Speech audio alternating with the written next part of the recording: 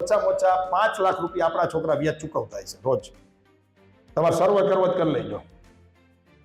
તમામને કાલથી ના પાડી દો. દેવાના જ નથી થતા. તમારો પાસે એનો ચેક હોય, માનો કે ઘણા લોકો કેટલા ડરી છે.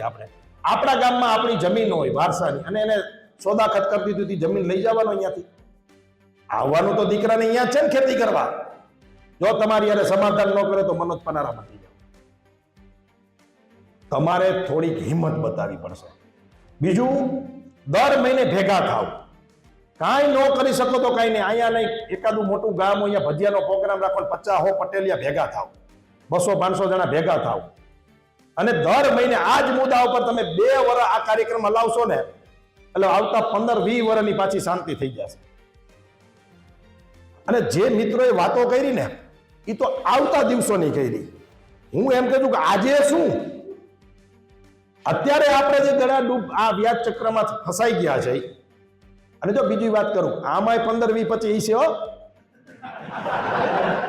અને તમારી પીડા એટલે તમે આવ્યા હો દિનેશભાઈ. અને હમણાં અલ્પેશભાઈ કે કોઈ કીધું, દિનેશભાઈ, કે આમાં એક પણ માણસ એવો નહીં હોય કે જેના ક્યાંક વેવાય વેલા હગાવાલા મામા માસી કુવામાં આવી ઘટના નહીં બની, ખાસ વ્યાજની. હું બધા મિત્રોથી વિપરીત વાત કરીશ કે જેને જેટલા રૂપિયા 50% મળે તો લઈ લ્યો. 10% નહીં, 50%. શું જેટલા મળે એટલા એને કે લાય. એક વાર આ લુખીનાની દુકાન બંધ કરી દો. કેટલા લઈને રખડે ખબર તમને?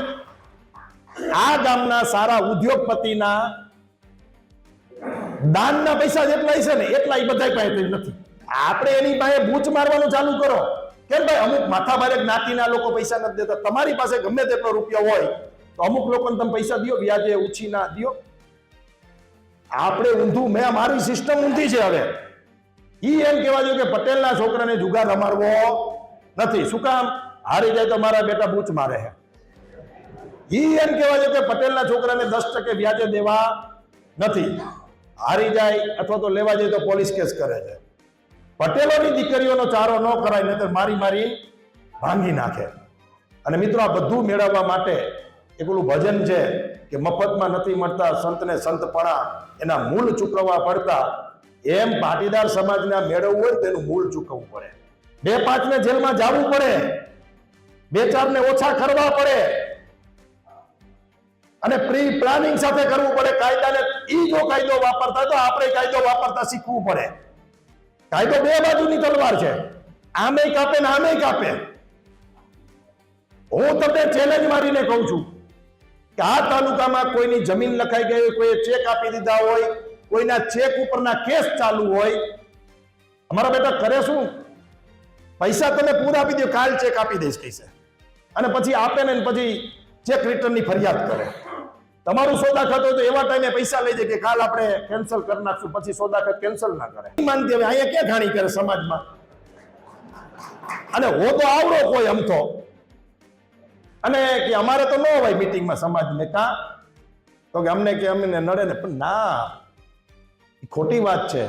કેશુ બાપાએ ગુંડાગીરી ગુજરાતમાંથી નાબૂદ કરાવી હતી, ખાસ કરીને સૌરાષ્ટ્રમાં. પાછો આ 20-25 વર્ષે સમય આવી ગયો છે જિજ્ઞેશભાઈ, કે પટેલોએ જ ગુંડાગીરીને સૌરાષ્ટ્રમાંથી નાબૂદ કરવી પડશે. અને એક ગામ એવું નહીં હોય કે વ્યાજમાં આ પટેલોનું 42 ગામમાં 1 થી લઈને 5 ઘરના ખાતા ઝીરો ન થઈ ગયા હોય, અને એમાં મોટા ભાગના વ્યાજખોરીના કારણે. મારી વાત સમજાય છે?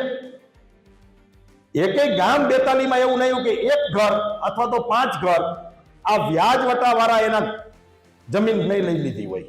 આપણે કેટલાય અમથાય હવે હક પણ નથી હે સમાજમાં કામ કરવું. દિનેશભાઈ એક ફોજ બનાવો, અમે એક ફોજ બનાવી છે, અને અમે પગાર ઉપર રાખ્યા છે મિત્રો. 25 જણા 25 છોકરા અમે પગાર ઉપર રાખ્યા છે, જેનો પગાર 15,000 છે. 25 ઉદ્યોગપતિઓને પગાર આપશે. એનું કામ જ આપણી ઓફિસે 2 મોટરસાયકલની ઘોડી ચડાવી. ભાઈ મોટરસાયકલ ભટકાણું હપ કરતા 25 પહોંચી જાય. આપણી છોકરીને બસ સ્ટેન્ડમાં છેડતી કરે 2-3 લુખા, 25 માંથી હાજર જ એની નોકરી જો. એમાં મારા ભેગા 2-4 મિત્રો આવ્યા છે, એની ડ્યુટી જા કે એને આ જ કરવાનું, બીજું કાંઈ કરવાનું જ નહીં. પોલીસ એમાં બધા અમુક બુદ્ધિશાળી છે, અમુક એ પોલીસ સ્ટેશને જઈને વ્યવસ્થિત ફરિયાદ કરાવડાવે, રજૂઆત કરે. આ બધી પ્રકારની વ્યવસ્થાઓ આપણે જો આ છે ને બહુ મોટી અને ગંભીર સમસ્યા છે. હવે આપણે જેમ પોલિયો સામે લડતા હતા અને છેલ્લે એક જ વાત મારે કરવી છે, ઘણો સમય થઈ ગયો છે, આ બધું ભાષણ તો આપણું હતું મેં લખ્યું પણ એમાં કઈ મારો મેળ પડ્યો નહીં. ગામે ગામ આ વિકરાળ સમસ્યા બનતી જાય છે. આનો ઉપાય એ તંત્ર છે. સારા અધિકારીની દિનેશભાઈ માંગણી કરો અને થોડાક લુખાઓને જાહેરમાં પંજરી અપાવો. તમે બધા મજબૂતાઈથી લડવાનું ચાલુ કરો. કોઈના બાપથી બીઓમાં પાયચમની છેડ થવાની નથી અને ઘરે આવીશું તો મરી જવાના છે.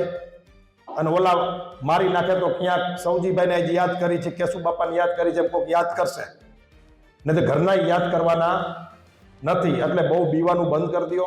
અને જેટલા લુખાન ગુંડાના વ્યાજખોરો છે ને એના જેટલે ડરપેક કોઈ વ્યક્તિ નથી.